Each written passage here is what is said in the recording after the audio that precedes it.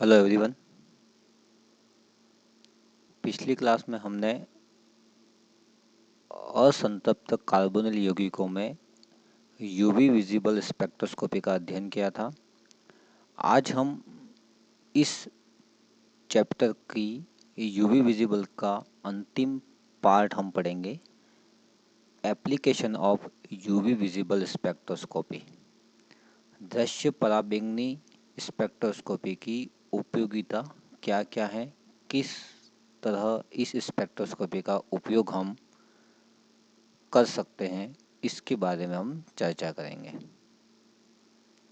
जैसा कि यहाँ पे इसके एप्लीकेशन और इसके अनुप्रयोग में पहला जो एप्लीकेशन है इसकी वो है संरचना संबंधी ज्ञान। ठीक है ना। तो इलेक्ट्रॉनिक स्पेक्ट्रोस्कोपी या यूवी विजिबल स्पेक्ट्रोस्कोपी के माध्यम से हम किसी भी कार्बनिक यौगिक में उपस्थित क्रियात्मक समूह की पहचान कर सकते हैं। ठीक है ना। क्योंकि कोई भी क्रियात्मक समूह होता है उसका एक अभिलाक्षणिक अवशोषण बैंड होता है। अपन पहले ही बात कर चुके हैं कि यूवी विजिबल स्पेक्ट्रोस्कोपी में जो इम्पोर्टेंट चीज़ है वह होती है किसी भी यौगिक का अभिलाक्षणिक अवशोषण बैंड लैम्ब्डा मैक्स होता है ना। तो क्रियात्मक समूह का ज्ञान उस यौगिक के अभिलाक्षणिक अवशोषण बैंड के द्वारा कर सकते हैं। जैसे कि यहाँ पे एग्जाम्पल दे रखा है, यदि किसी यौगिक का लैम्ब्डा मैक्स का मान 280 नैनोमीटर के लगभग प्राप्त होता है तो यह इस बात को बताता है कि उस यौगिक में कार्बोनिल समूह C डबल बॉन्ड O समूह उपस्थित है। साथ ही हम ये जो यौगिक है, साथ ही हम यह पता भी लगा सकते हैं कि अज्ञात यौगिक की स्पेक्ट्रम की तुलना ज्ञात यौगिक के स्पेक्ट्रम से करते हैं। अगर दोनों मतलब ज्ञात और अज्ञात यौगिक के स्पेक्ट्रम में अवशोषण बैंड लगभग समान तरंगदैर्घ्य पर मिलता है तो हम कह सकते हैं कि दोनों की संरचना समान होगी। और यह जो विधि है उस विधि को हम अंगुली मुद्रण विधि या फिंगर प्रिंटिंग कहते हैं। नेक्स्ट इसका जो एप्लीकेशन पार्ट है वो है हाइड्रोजन बंध की उपस्थिति का पता लगाना। तो यूवी विजिबल स्पेक्ट्रोस्कोपी के द्वारा हम किसी भी यौगिक के विलयन में हाइड्रोजन बंध की उपस्थिति है या नहीं इसका पता लगा सकते हैं, क्योंकि हाइड्रोजन बंध की उपस्थिति की वजह से यूवी विजिबल स्पेक्ट्रोस्कोपी में वर्णापकर्षी हिप्सोक्रोमिक इफेक्ट दिखाई देता है। मतलब अधिकतम अवशोषण की तरंगदैर्घ्य लैम्ब्डा मैक्स का मान कम तरंगदैर्घ्य की ओर विस्थापित हो जाता है ड्यू टू हाइड्रोजन बंध की वजह से। जैसा कि यहाँ पे एग्जाम्पल दे रखा है, एसीटोन का हेक्सेन में विलयन बनाने पर लैम्ब्डा मैक्स का मान 279 नैनोमीटर पर प्राप्त होता है, जबकि पानी में इसका जब स्पेक्ट्रम लिया जाता है एसीटोन का तो वहाँ पे लैम्ब्डा मैक्स हमें प्राप्त होता है 264 नैनोमीटर के आसपास। क्योंकि एसीटोन पानी के साथ हाइड्रोजन बंध बना लेता है, उसकी वजह से लैम्ब्डा मैक्स के मान में कमी यहाँ पर प्रदर्शित होती है। नेक्स्ट आपका एप्लीकेशन पार्ट है वह है समपक्ष विपक्ष समावयवता का ज्ञान। पराबैंगनी एवं दृश्य स्पेक्ट्रोस्कोपी की सहायता से हम समपक्ष एवं विपक्ष समावयवता की जानकारी भी प्राप्त कर सकते हैं।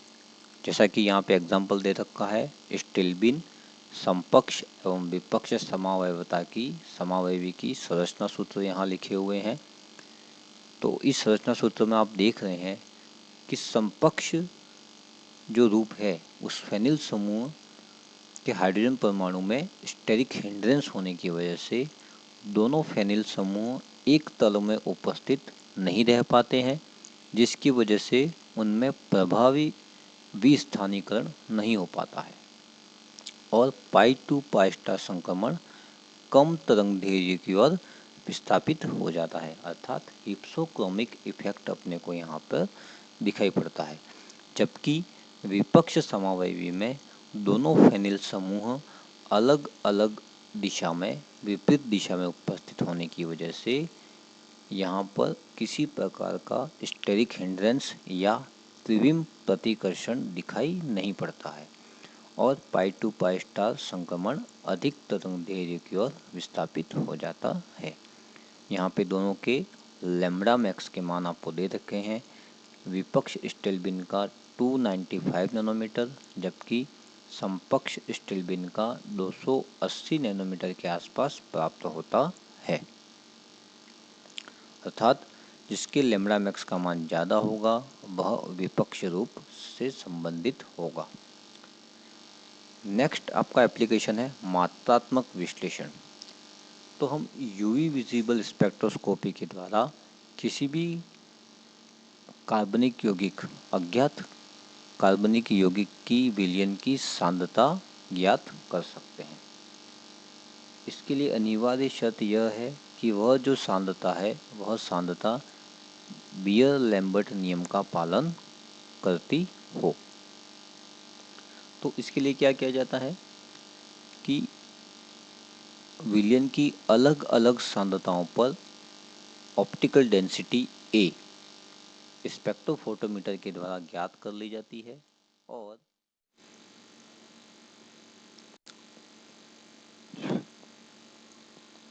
और इस ऑप्टिकल डेंसिटी ए व सांद्रता सी के मध्य ग्राफ खींचा जाता है और ये जो प्राप्त ग्राफ है वह बियर लैम्बर्ट नियम के अनुसार एक सीधी रेखा प्राप्त होती है। अब जिस अज्ञात विलयन की सांद्रता हमें ज्ञात करनी है उसका भी अवशोषणांक या ऑप्टिकल डेंसिटी ए स्पेक्ट्रोफोटोमीटर के द्वारा ज्ञात कर ली जाती है और ग्राफ के माध्यम से ए डैश की संगत सांद्रता सी डैश ज्ञात कर ली जाती है। तो इस प्रकार से बियर लैम्बर्ट व यूवी विजिबल स्पेक्ट्रोस्कोपी का उपयोग करते हुए हम किसी भी अज्ञात विलयन की सांद्रता ज्ञात कर सकते हैं। नेक्स्ट इसका जो एप्लीकेशन पार्ट है आणविक भार का निर्धारण करना, वह भी हम इस यूवी विजिबल स्पेक्ट्रोस्कोपी एवं बियर लैम्बर्ट नियम के द्वारा कर सकते हैं।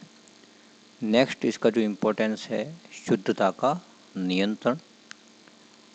प्रत्येक शुद्ध यौगिक के लिए लैम्ब्डा मैक्स का मान निश्चित होता है, मतलब जब उसका स्पेक्ट्रम लिया जाता है तो उस स्पेक्ट्रम में केवल उसकी लैम्ब्डा मैक्स का अवशोषण बैंड ही हमें दिखाई देता है। यदि किसी कार्बनिक यौगिक में उसके अवशोषण बैंड के अलावा कोई दूसरा अवशोषण बैंड भी दिखाई पड़ता है तो यह इस बात को बताता है कि उसमें कोई न कोई अशुद्धता या इनप्योर कंपाउंड है, या मतलब अशुद्धता उपस्थित है। तो ऐसी स्थिति में उस कार्बनिक यौगिक का शुद्धिकरण तब तक किया जाना चाहिए जब तक कि वह दूसरा बैंड प्राप्त होना बंद नहीं हो जाए। यहाँ पे एग्जाम्पल दे रखा है, विटामिन ए का लैम्ब्डा मैक्स 328 नैनोमीटर पर प्राप्त होता है। अगर इस कार्बनिक यौगिक में 328 नैनोमीटर के अलावा दूसरा बैंड भी प्राप्त होता है तो हम कहेंगे कि उस कार्बनिक यौगिक में अशुद्धता उपस्थित है और उसको दूर किया जाना ज़रूरी है। नेक्स्ट इसका जो एप्लीकेशन पार्ट है संयुग्मन की सीमा ज्ञात करना। जैसा कि हम पहले ही जानते हैं कि यूवी विजिबल स्पेक्ट्रोस्कोपी में संयुग्मन का मान जितना अधिक होता है उतना ही उसके लिए लैम्ब्डा मैक्स का मान अधिक तरंग दैर्ध्य पर प्राप्त होता है।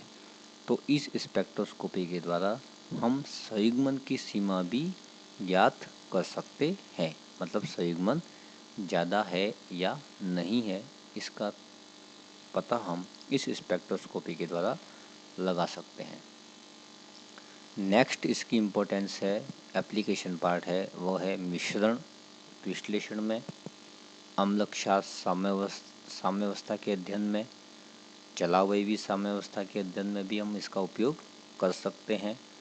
अब यहाँ पे हम इलेक्ट्रॉनिक स्पेक्ट्रोस्कोपी के अनुप्रयोग के कुछ उदाहरण दे रखे हैं, जैसे कि इसमें पहला एग्जाम्पल है आपका हेक्सेन में निर्जलीय क्लोरल हाइड्रेट 290 नैनोमीटर पर अवशोषण प्रदर्शित करता है, जो कि बताता है कि क्लोरल हाइड्रेट में सी डबल बॉन्ड ओ समूह उपस्थित है। लेकिन यह बैंड 290 नैनोमीटर जो बैंड प्राप्त हो रहा है वह बैंड जल में विलुप्त हो जाता है, जिससे हम निष्कर्ष निकाल सकते हैं कि क्लोरल हाइड्रेट की जल में संरचना अलग होती है और हेक्सेन में संरचना उसकी अलग होती है।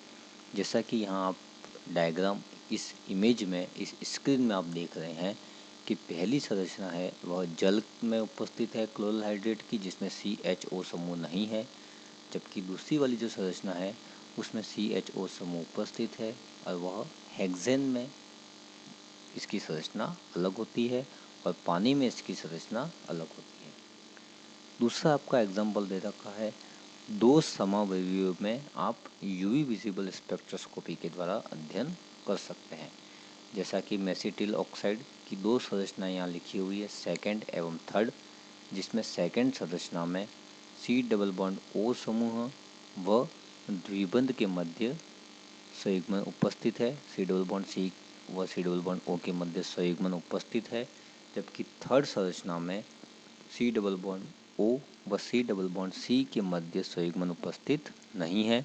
तो सेकंड वाली जो संरचना है उसमें तरंगदैर्घ्य अधिक अवशोषण बैंड प्रदर्शित करता है, मतलब 235 नैनोमीटर पर अधिक तरंगदैर्घ्य की ओर अवशोषण प्रदर्शित होता है, जबकि थर्ड संरचना में संयुग्मन नहीं है, तो वहाँ पे लैम्ब्डा मैक्स का मान 220 नैनोमीटर पर हमें प्राप्त होता है। तो यह संयुग्मन के द्वारा के माध्यम से हम दोनों समावयवियों में अंतर यूवी विजिबल स्पेक्ट्रोस्कोपी के द्वारा कर सकते हैं। तो इस प्रकार से यूवी विजिबल स्पेक्ट्रोस्कोपी के द्वारा हम किसी भी यौगिक में हाइड्रोजन बंध उपस्थित है या नहीं है, उसकी समपक्ष एवं विपक्ष समावयविता की जानकारी प्राप्त कर सकते हैं। अज्ञात विलयन की सांद्रता ज्ञात की जा सकती है, आणविक भार का निर्धारण किया जा सकता है, संयुग्मन